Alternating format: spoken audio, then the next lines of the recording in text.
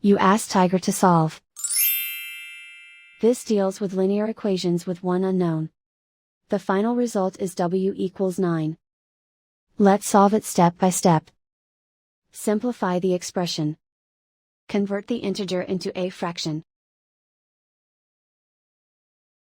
Combine the fractions. Combine the numerators. Convert the integer into a fraction. Combine the fractions. Combine the numerators. Isolate the w. Multiply both sides by inverse fraction 5/12. Group like terms.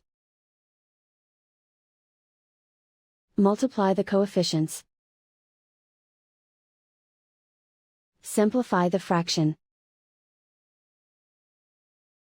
Multiply the fractions. Simplify the arithmetic. And so the final result is w equals 9.